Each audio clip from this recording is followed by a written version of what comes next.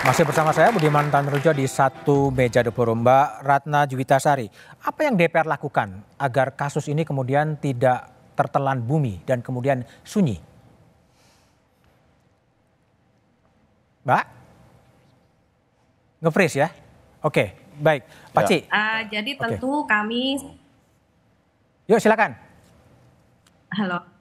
Ya.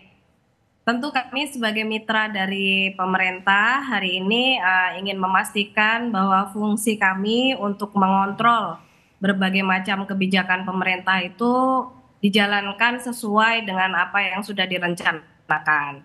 Dan kami akan menerima dengan senang hati segala aspirasi dari masyarakat termasuk informasi apabila terjadi kegiatan illegal mining ataupun proses-proses pertambangan yang dijalankan tidak sesuai dengan kaidah, apalagi sudah dalam taraf membahayakan lingkungan maupun ekosistem yang ada di sekitarnya.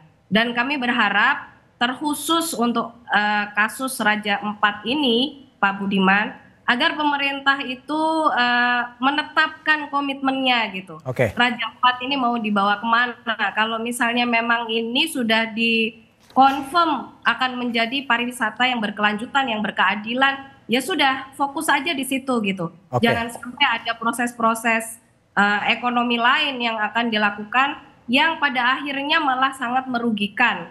Tidak hanya merugikan masyarakat, namun juga merugikan generasi yang akan datang. Begitu. Baik, Pak Ci Mayor. Iya. Harapannya apa? Di Raja Ampat itu kan dari Waisai sampai ke Misol itu memang wilayah pariwisata. Ada wilayah geopark, ada KKP tadi, kecuali yang ke arah utara. Itu mulai dari ada Kampung Warsambrin sampai putar Urbina Sopen ke sana, itu hutan produksi. Nah, yang jadi masalah itu adalah masyarakat adat tidak pernah diajak bicara. Tiba-tiba saja izin datang ya, mereka jelas ribut lah. Otonomi khusus Papua itu kalau Aceh khususnya itu yang khusus itu syariat Islam. Kalau Papua yang khusus itu syariat adat atau hukum adat. Jadi harus diajak bicara. Nah, karena itu... Apa yang Anda harapkan? Harapan saya adalah ketika perusahaan masuk dan bekerja seperti ini, sesuai dengan Undang-Undang Otonomi Khusus harus 80% orang asli Papua kerja di situ. Jadi Faktanya di Pulau Gak tidak. Dan di perusahaan-perusahaan lain yang ada di Raja Ampat maupun di Sorong juga sama. Nah, sekarang kalau ada 4 perusahaan yang ditutup, maka pekerja-pekerja dari perusahaan itu yang notabene orang asli Papua sebaiknya dibawa dan dipekerjakan di Pulau Gak. Itu menjadi satu solusi penting. Baik. Dan yang terakhir, tolong pendek. saya desak aja aparat penegak hukum cek CSR PT Gak Nikel yang sudah berapa tahun ini hilang. Baik. Terima kasih. Kiki, apa yakin bahwa pemerintah ini betul-betul akan menyelesaikan? Ya. Jadi menurut kami kembali kami ingin menyampaikan bahwa bukan hanya di Raja Ampat, izin tambang yang ada di pulau-pulau kecil di Indonesia Timur saat ini lebih banyak menyengsarakan, merusak ekologis, dan merusak ruang-ruang hidup masyarakat. Untuk itu kami mendesak pemerintah untuk melakukan evaluasi secara menyeluruh. Saudara-saudara kita yang ada di Kabaena, yang ada di Halmahera Utara, yang ada di Morowali, yang ada di Pulau Obi, mengalami kesengsaraan akibat kerusakan lingkungan dari tambang nikel. Pemerintah perlu bertanggung jawab untuk itu.